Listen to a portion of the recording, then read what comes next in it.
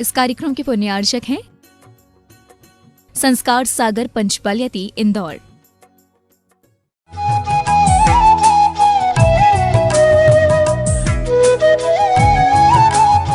नव पुण्य प्रतिपत्ति सप्तगुण समाहितेन शुद्धेन अप्सूनारंभाण मार्यान मिश्यते दानम। आचार्य समंत भद्रदेव दान की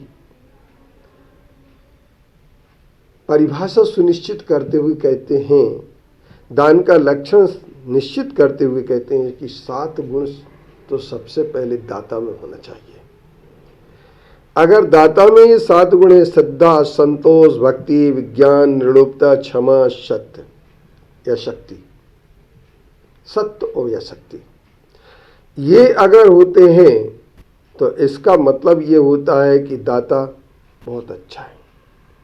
तो श्रद्धा जब तक सबसे पहले नहीं होती। एक बार मैंने आचार्य श्री से प्रश्न किया, सन 1978 की बात है, कोई उनकी पूजन नहीं कर पाया तो वो लौट आए। तो मैंने उनसे कहा, आचार्य श्री ये तो आपने गलत किया, आपको अपनी पूजन से इतना क्यों?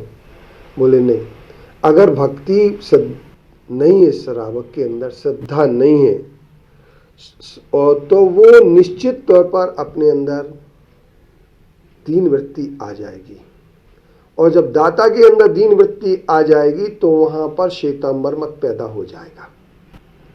क्योंकि समझौता जब आहारचर्या से कर लिया जाता है तो वहीं पर शिथिलाचार का जन्म हो जाता है। और जो श्वेतांबर मत पैदा हुआ है वह सिर्फ इसी कारण से कि उन्होंने समझौता किया, चर्या से समझौता किया, और दिगंबर साधु चर्या से समझौता नहीं करते हैं। अगर श्रद्धा आपकी नहीं है तो साधु लौट करके आपके यहाँ से आ सकते हैं।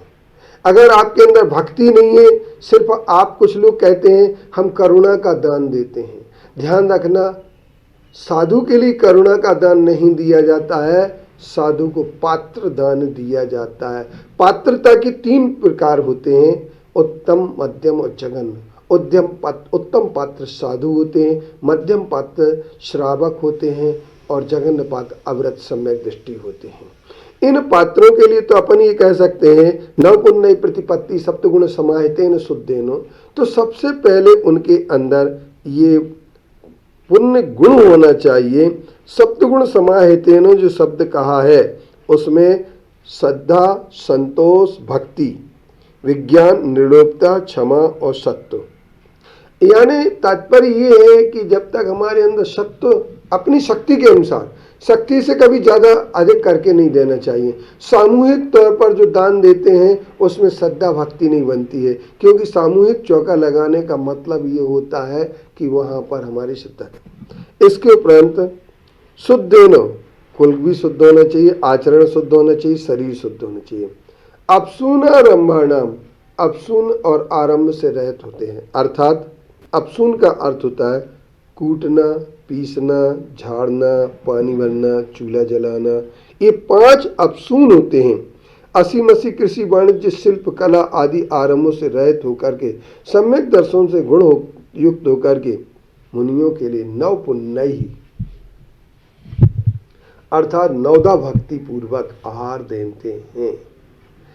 और दूसरा, नवदा भक्ति से आहार देना चाहते हैं, महाराज जी आहार ग्रहण कीजिए, ये बोलते हैं वो। लेकिन मैं समझता हूँ कि ये बोलने की आवश्यकता उत्तर भारत के लोगों ने नहीं समझी उचित, क्योंकि उनका सोच ये है कि भक्ति बोलने से नहीं होती है, भक्ति तो अंदर की अपने आप परिणामों से होती है, क्योंकि गुणों के प्रति अनुराग करने का नाम भक्ति होता है।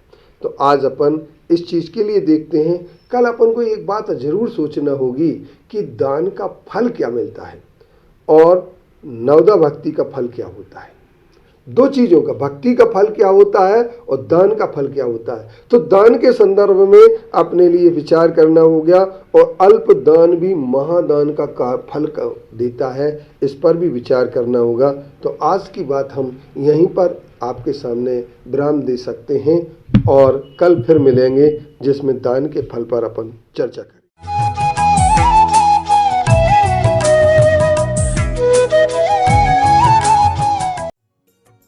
इस कार्यक्रम के पुण्यार्चक थे संस्कार सागर पंचपलियती इंदौर।